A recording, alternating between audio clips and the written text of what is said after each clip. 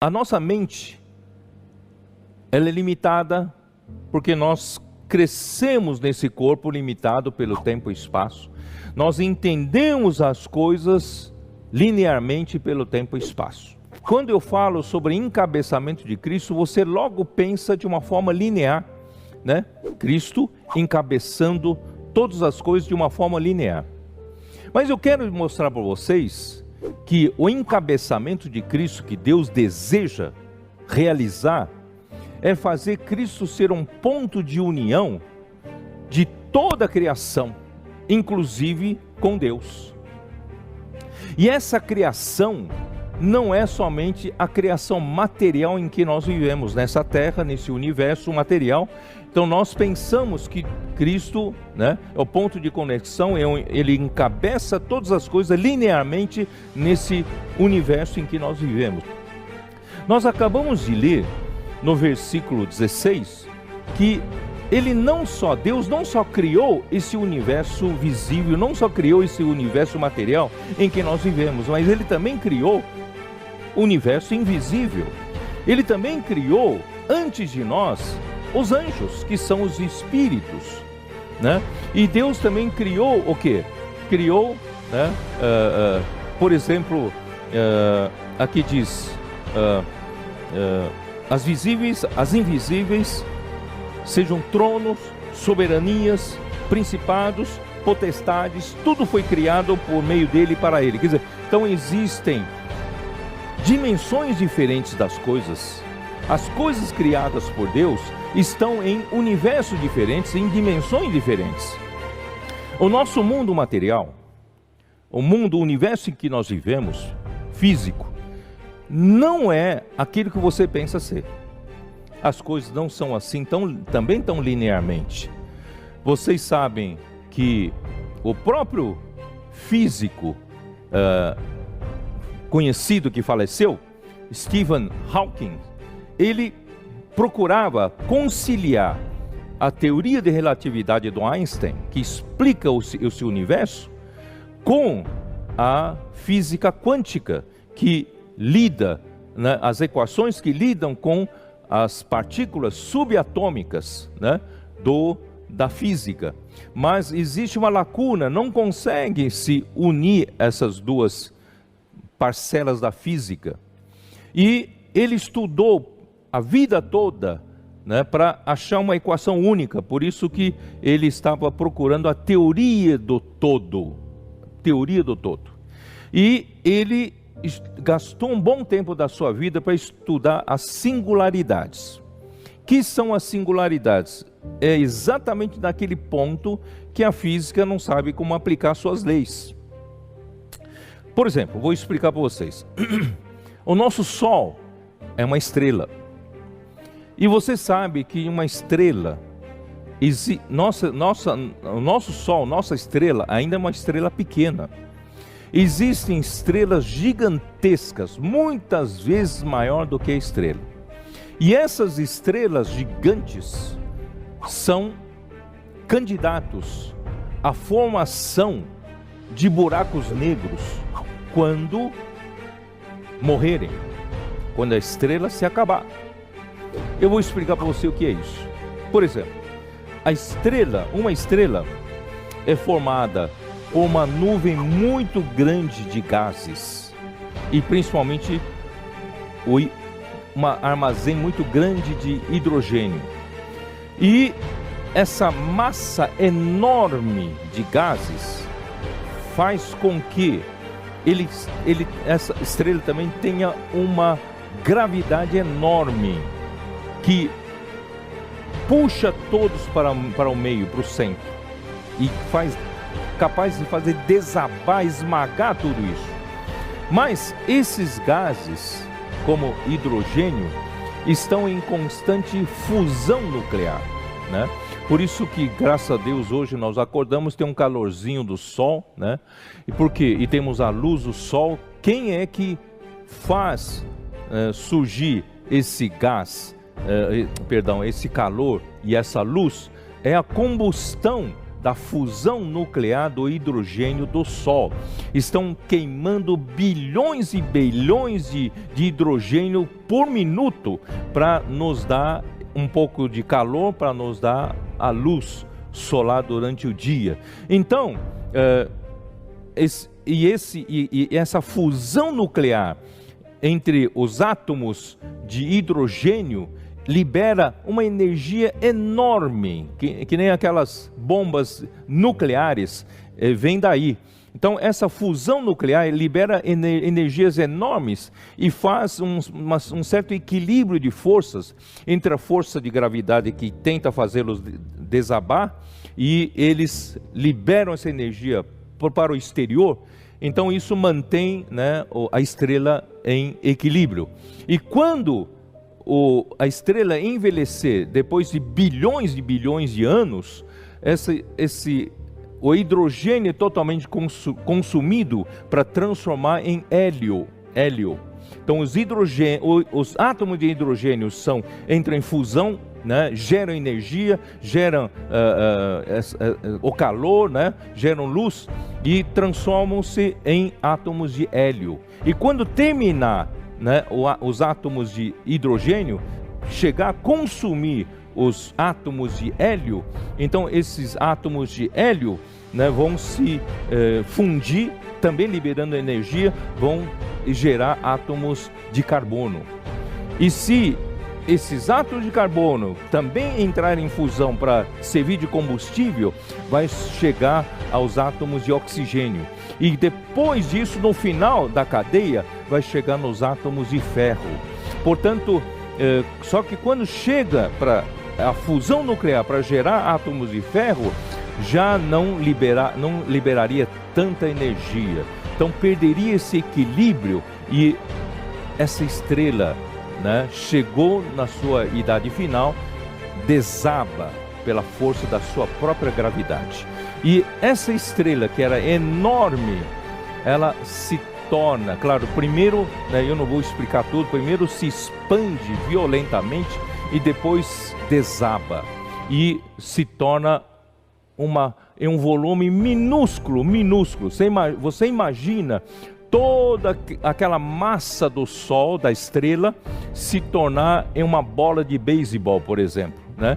Então, imagina quanto pesaria, quanto de massa teria essa bola de beisebol, né? Que era de toda uma estrela. Por exemplo, né, os físicos fizeram uma conta. Se a Terra fosse uma estrela, o resultado final dessa condensação, né, em um volume pequeno, é do tamanho de um amendoim, né, de um tamanho de 1 a 2, né, chegaram a calcular que dá 1,7 centímetros. Imagina só, com a massa da Terra concentrada, né, em 1,7 centímetros de amendoim, uma bolinha desse tamanho, você imagina quanto não pesaria, estou usando palavra para leigos, quanto não pesaria esse grão de amendoim que teria a massa de toda a Terra. Portanto, o que acontece? Aí acontece a deformação, né, de toda o tecido do tempo e espaço. Vou mostrar para vocês aqui na figura, né, eu tenho um slide que mostra que é um buraco negro. Dá uma olhada. Posso indicar aqui, né? O buraco negro é isso aqui, ó. Isso aqui é um buraco negro, tá? E eu vou explicar. Toda a matéria que passa por esse buraco negro é sugado por esse buraco negro. Até a luz, que é uma onda eletromagnética, quando passa, esse buraco negro absorve, suga, e você não vê essas coisas sugadas do outro lado, simplesmente desaparecem, tá? Então mostra uma outra figura, a próxima, né? Aqui mostra que se você imaginar num plano qualquer aqui do universo, você tem esse tecido, a gente chama de tecido de linhas formado por tempo e espaço. Nem um tempo é constante, nem o espaço é constante. Eles são relativos, estão interligados. Por isso você só consegue traçar, né, o tecido de tempo e espaço. Por exemplo, um sol, ele pesa muito. E no tecido de tempo e espaço, quando chega perto do sol, é como se fosse num tecido, você coloca uma esfera pesada, ela afunda aqui, né? Afunda. Por isso que quando vem um objeto que vem beirando esse sol, quando chega aqui, ela começa a dar voltas, por causa desse afundamento do tecido, né, do tempo e espaço. Agora imagina esse sol aqui se tornar em um grãozinho, mas com toda a massa do Sol, ele vai pesando cada vez mais, está vendo? Aí ele deforma o tecido, tempo e espaço, cada vez mais. Aqui então vira uma coisa infinita. Se a densidade, né, da estrela, né, quando se tornar em um volume pequeno, a densidade é tão grande, tende a infinito. Portanto, aqui também tende a infinito, né? Mostra no o terceiro slide. Então, esse é o tecido tempo e espaço, aqui no nosso universo físico. E quando chega a essa estrela, que se tornou um ponto minúsculo, com uma densidade quase tendendo a infinito, então faz uma ruptura nesse tecido tempo e espaço, faz uma ruptura, e que toda a matéria e toda a luz que chega aqui perto é sugado, tá? Se você não entendeu nada, não se preocupe. Eu só quero dizer o seguinte: até no nosso universo físico, nós não entendemos tudo. Portanto, nós não podemos nos limitar com pensamentos muito lineares. Para onde vai objeto que for sugado por esse buraco negro? Ninguém sabe. Porque na física você não consegue ver. Então, simplesmente, esse é um ponto que os físicos chamam de singularidade.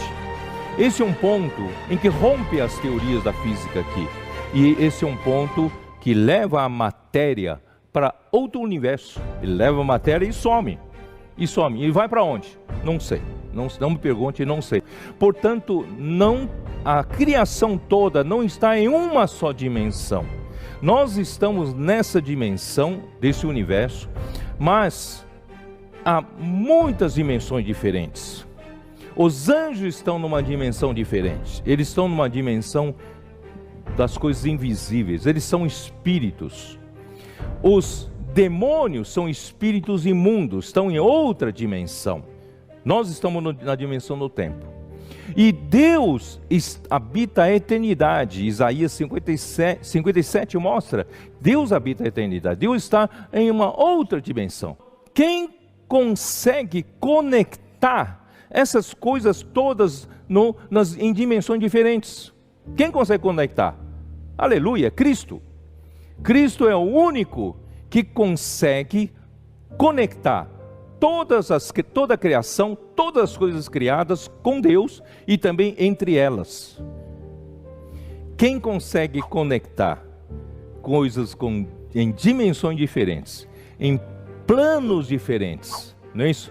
E encabeçar, Cristo quer encabeçar todas as coisas da plenitude dos tempos, na economia dos tempos, da plenitude dos tempos, todas as coisas, e todas as coisas não estão numa só dimensão, todas as coisas estão em dimensões diferentes.